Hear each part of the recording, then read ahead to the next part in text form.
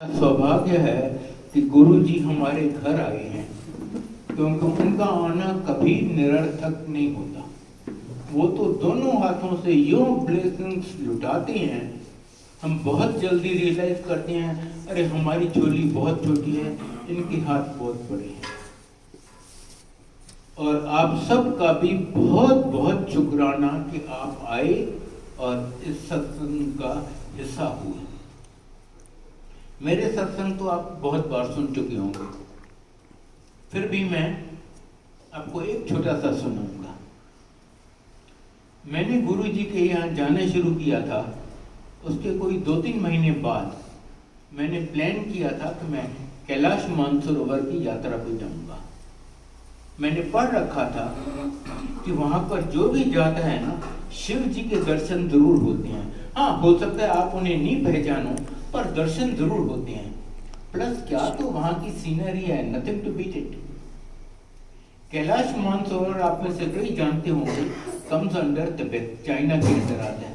वहां पर आप ऐसे ही नहीं जा सकते, गवर्नमेंट भेजती है कोई 25-30 का ग्रुप, और हर ग्रुप के साथ एक गाइड होता है ऑन बिहाफ ऑफ गवर्नमेंट, जो चाइनीज गवर्नमेंट के साथ लिएज करता है। मैं गवर्नमेंट ऑफ इंडिया में काम करता था, बहुत अच्छी पोस्ट पे।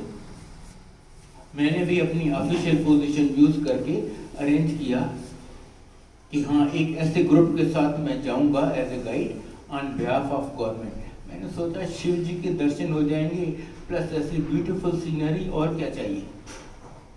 मैंने जाने से थोड़ा पहले गुरु जी को बताया, गुरु जी मैं कैलाश मानसरोवर जा रहा हूँ। कहते हैं क्यों? और शिव जी तेरे सामने यहाँ खड़े हैं, वहां का तू सीनरी देखने जा रहा है। लोग चीजें उनको सब पता था मैं क्यों जा रहा हूँ। नहीं मत जा, एकदम ब्लंटली रिफ्यूज कर दिया। और सच मानिए मैं बहुत दुखी हुआ। मैंने कहा कितनों को चांस मिलता है कैलाश मानसरोवर जाने का, मुझे मिल रहा है तो गुरुजी मुझे जाने नहीं दे रहे। प्लस मेरे लिए एक बड़ी प्रॉब्लम थी, जिस ऑफिसर को रिक्वेस्ट करके मैंने ये अरेंज किया था, मैंने अगर उसको मैं बोलता ना नहीं नहीं मुझे नहीं जाना, मेरे गुरुजी नहीं अलाउ कर रहे, कहता तुम पागल हो क्या?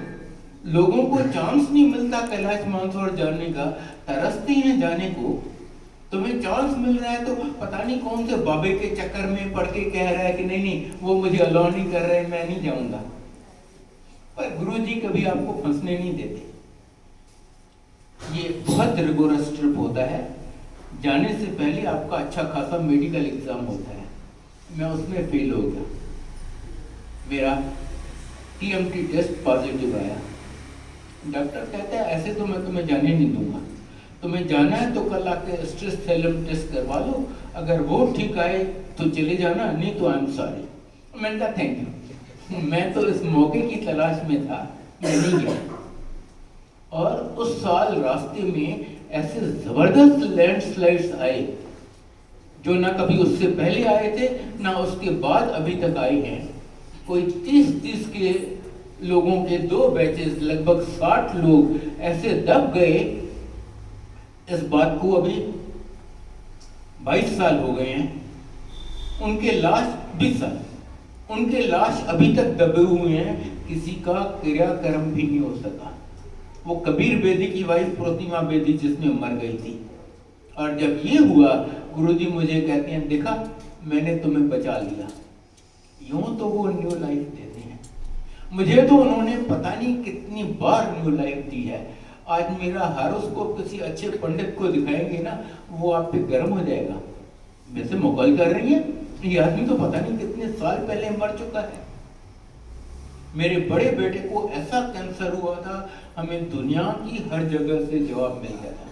टाटा मेमोरियल हॉस्पिटल के हेड ने यहाँ तक कहता इसको बचाने की कोशिश भी मत करना, क्योंकि कोई तरीका, कोई चांस नहीं है कि आप इसे बचा सको। और ये जितने दिन जिंदा रहा ये भुगतेगा, उसके साथ आप भुगतेंगे। अक्लमंदी है कि जितना जल्दी जाता है जाने दो।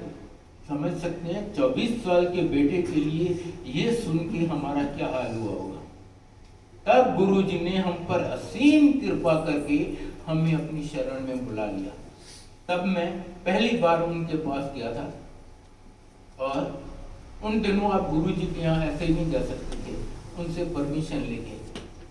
तो परमिशन ली तो उन्होंने पूछा क्यों आना चाहता है? बताया जी इसके बेटे को कैंसर है। अच्छा ले आओ। गुरुजी बहुत कम बोलती हैं, वो बोलते नहीं करती हैं। पहले दिन उन्होंने हमारे साथ सिर्फ 2 अक्षर बोले, कल्याण कीता। और आप विश्वास करेंगे उनके सिर्फ कल्याण कीता कहने से इसका कैंसर गायब। सीटी स्कैन करवाया तो एम्स के डॉक्टर्स दंग रहे, कहते हैं ये कैंसर तो कभी जाता ही नहीं, सवाल ही नहीं पैदा होता, पर इसके शरीर में कैंसर का नामो निशान नहीं है, पता नहीं कैसे हुआ पर हुआ है। बस जी फिर तो वो हमें यूं ब्लेसिंग्स देते गए, देती जा रही हैं। मुझ में शक्ति नहीं है कि मैं याद रखूं या आपको बता सकूं। मेरी आपसे हाथ जोड़ के विनती है कि बस आप यहाँ आते रहिए और उनकी ब्लेसिंग्स लेते रहिए। हमारी जो सोच है उससे भी वो बहुत बहुत ज्यादा देते हैं, बिन मांगे बिन एक अक्षर बोले। इनफैक्ट गुरुजी बार बार कहते हैं मंगो नहीं मनो। आप सिर्फ यहाँ आइए और जब आप यहाँ आते हैं आप गुरुजी के लिए आते हैं, उनसे कनेक्शन कीजिए। शब्द चल रहा है तो शब्द सुनिए, सत्संग हो रहा है तो सत्संग सुनिए। सत्संग करने वाले का भी कल्याण, सुनने वाले का भी कल्याण। जो भी आपको ग्रहण करने को मिलता है, जल प्रसाद हो, चाय प्रसाद हो या कुछ और हो, वो अनमोल है, कोई उसकी कीमत नहीं लगा सकता। प्लीज एक दाना, एक बूंद भी मत बचाइए। अगर आप बचाते हैं तो आप अपनी ब्लेसिंग्स नाली में फेंक रहे हैं। फिर गुरुजी को मत ब्लेम कीजिए, गुरुजी आपने इस अंकल को तो इतना दिया, हमें तो कुछ नहीं मिला। वो जानी जान है, आपके मन की हर बात जानते हैं, आपके पास प्रेजेंट और फ्यूचर जन्मों का सब जानते हैं, और उनके लिए कुछ भी मुश्किल नहीं है, कुछ भी। यूं न्यू लाइफ देते थे, हम अपने बच्चे को खिलौना लेते हुए भी सोचेंगे अरे तेरे को लास्ट वीक तो खिलौना लेके दिया, तूने अभी तक उससे खेला ही नहीं। गुरुजी यूं तो न्यू लाइफ देते हैं।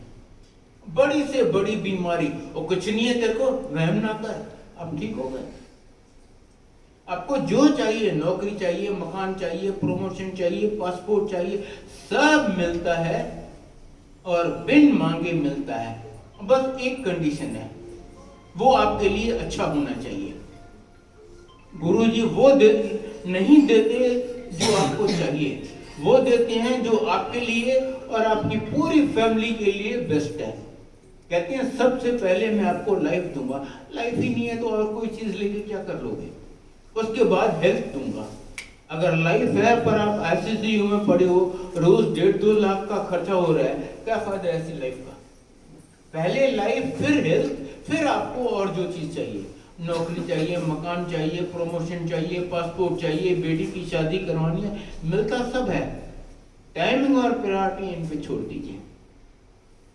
बस मेरी आपसे हाथ जोड़ के विनती है कि आप यहाँ आते रहिए और ये छोटी छोटी बातें कीजिए, और फर्स्ट हैंड एक्सपीरियंस से मैं आपको गारंटी देता हूँ कि आप जितना सोचती हैं उससे बहुत ज्यादा ले जाएंगे, बिन मांगे बिन एक अक्षर को।